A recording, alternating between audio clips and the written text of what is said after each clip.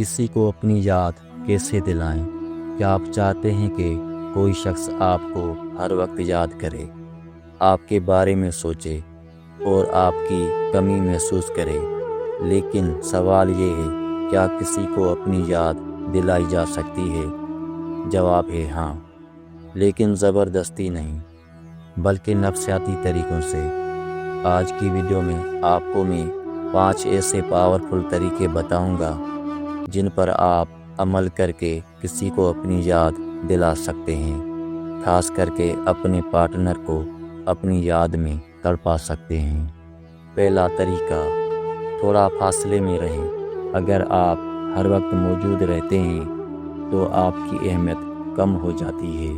کبھی کبھار خود کو دور کر لیں، کیونکہ دوری ہی احساس پیدا کرتی ہے۔ جب آپ اچانک کم نظر آئیں گے تو وہ خود آپ کو یاد کرے گا۔ دوسرا طریقہ، اپنے رویے کو غیر متوقع رکھیں۔ ہمیشہ ایک جیسے نہ رہیں، کبھی زیادہ بات کبھی کم۔ انسانی دماغ غیر یقینی کیفیت کو نظر انداز نہیں کر سکتا۔ جب آپ کا انداز بدلتا رہتا ہے تو وہ آپ کے بارے میں زیادہ سوچنے لگتا ہے۔ تیسرا طریقہ، خاص لمحات بنائیں۔ لوگ الفاظ نہیں، احساسات یاد رکھتے ہیں۔ اگر آپ کسی کے ساتھ کوئی خوبصورت یا گہرا لمحہ گزاریں تو وہ لمحہ اسے بار بار آپ کی یاد دلائے گا۔ اسی لیے معیاری وقت سب سے اہم ہے۔ چوتھا طریقہ، اپنی زندگی کو بہتر بنائیں۔ اپنے آپ کو مصروف اور باوقار بنائیں۔ جب لوگ دیکھتے ہیں کہ آپ کی اپنی دنیا ہے تو وہ آپ کو کھونا نہیں چاہتے۔